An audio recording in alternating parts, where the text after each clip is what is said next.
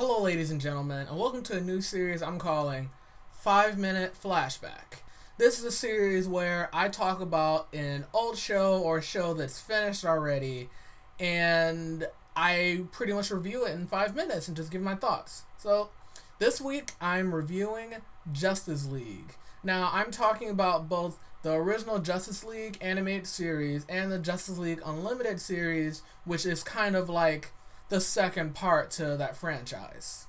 Justice League is pretty much what it sounds like. It is a show about the DC superhero team consisting of famous people like Superman, Batman, Wonder Woman, Martian Manhunter, Hawkgirl, Green Lantern, and The Flash, and their adventures battling various supervillains. Justice League is really good. Maybe if you've seen some superhero movies before, but you're not really interested in reading comics. This show really kind of gives you a good idea about what a lot of these superheroes, like who they are and what they're all about. This show came out in the early 2000s, I believe like 2001, 2006. But I will say that, after all these years, the art style still holds up. Especially compared to like shows today, it really doesn't look bad. I watched it on Netflix. Netflix has both the original Justice League show and Justice League Unlimited. So if you have a Netflix account, there you go. One thing I really like is that this show has probably my favorite interpretations of Batman and Superman. We understand that the show gives a really good reason about why Superman is needed amongst all these other superheroes, because he really is the best, and he's constantly the first one to sacrifice himself to protect his friends. It also shows why a Batman is needed, because Batman's the one who comes up with plans, he's the tactician, he's the one guy on the team who doesn't have any superpowers, and he kind of represents the human.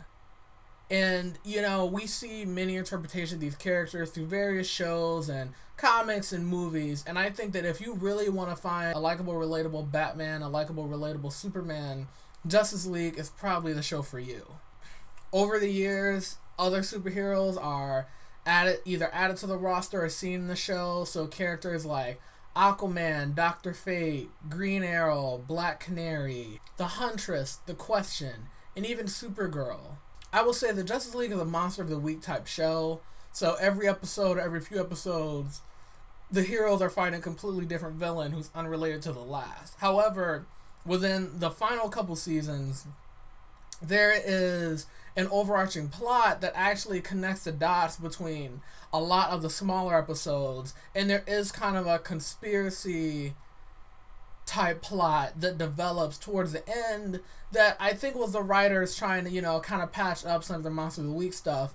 But the way they pull it off and the way they do it, it still works in my opinion. Another thing I like is the villains. Oftentimes in a lot of superhero movies, they're critiqued for having bad villains. But I will say that the villains in Justice League are usually there and to the point. Some of the villains are there to be silly and funny and goofy, and that's where they're there, like Captain Boomerang or someone like that. But other villains they use, like the Joker or Lex Luthor, are legitimate threats, and they do put the heroes in considerable amounts of danger. And Lex Luthor especially, I think, is probably my favorite interpretation of Lex Luthor I've seen. Like, no matter how many times this guy loses, like, he's always got another idea or another plan. Like, you cannot keep this guy down. And he's probably one of the few villains that is actually present throughout the series. Besides Lex Luthor, the show also has a number of villains. You get people like Doomsday, Brainiac, Gorilla Grodd, Darkseid, the Justice Lords, which is like an evil version of the Justice League. You get so many different villains packed into this show, and they're all true to character, and they serve the show well. Now, the fact that the show is aimed towards children, the action is good. There's lots of punching, lots of laser beams, and you do see like battle damage on people's faces and whatnot, but you're not gonna get the blood and gore and that kind of stuff you would get from a show like Daredevil. That's just how it is. I'm gonna give the show 9 bat smirks out of 10.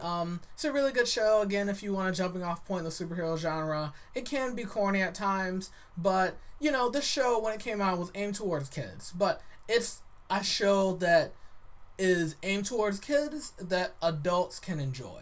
And that is the end of my 5-minute review. If you like this review, go ahead and subscribe or check out my Facebook page and look at that. I post updates every once in a while. And until next time, I will catch you guys later. Peace.